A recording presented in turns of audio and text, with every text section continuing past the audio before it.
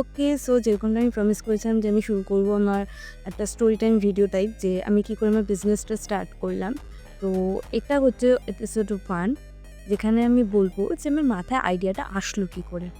So এমন না যে হুট করে একদিন আমি ঘুম থেকে উঠলাম আর আমি পেয়ে গেলাম যে আজকে আমি বিজনেস করবো। নো, সেরকমটা হয়নি। তো এই বিজনেসটা স্টার্ট করার পিছনে আমার ওরকম কোনো প্ল্যানিংও ছিল না যে আমি করব। আ মনের মধ্যে একটা আশা ছিল যে কোনো না কোনো দিন একটা বিজনেস করব। আমার দিদির বার্থডে ছিল। তো আই ওয়াজ প্ল্যানিং কি আমাকে কিছু একটা গিফট দিতে হবে। তো এবার আমি ভাবছি যে এমন কিছু দেবো যেটা হবে থটফুল, একটা হ্যান্ডমেড, একটা মানে যেখানে হয় না যে একটা লাভ, একটা ইমোশন যেটা এক্সপ্রেস হবে গিফটের মাধ্যমে। নট এনি কি আমি বাইরে থেকে কিনে দিয়ে দিচ্ছি, না। একটা যেন থটফুল গিফট থাকে। So I was searching in Pinterest, and after scrolling through a lots of photos, videos, I came up with the photo where someone posted a magazine. I was planning কি এটা নিয়ে আমার দিদিকে গিফটে করব। কিন্তু আমি কি করে করব? আমি আমার তো কোনো রিসোর্সেস নেই, কোনো আইডিয়া নেই যে আমি এটা কী করব। ফার্স্ট টাইম ভেবেছিলাম যে এটা আমি অর্ডার করব।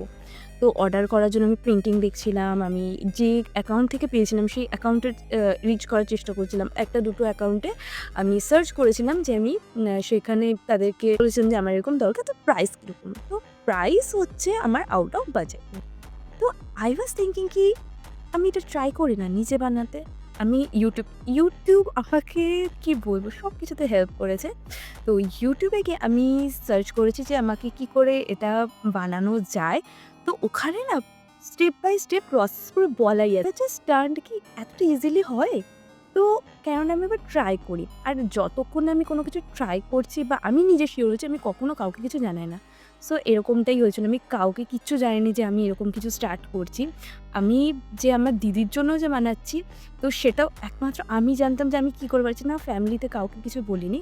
তখনই আমার মাথায় স্ট্রাইক করে যদি এটা ওয়ার্ক করে আমি এটাকেই বিজনেস করব। সো ফার্স্ট ম্যাগাজিন যখন আমি আমার হাতে পেলাম, আমার দিদিকে যেটা আমি গিফট করব, সেটা পেয়ে I was sure that time that I am starting my own business with this. And এরপরে কি হয়েছিল সেটা শুনলে তোমরা অবাক হয়ে যাবে পুরোটাই।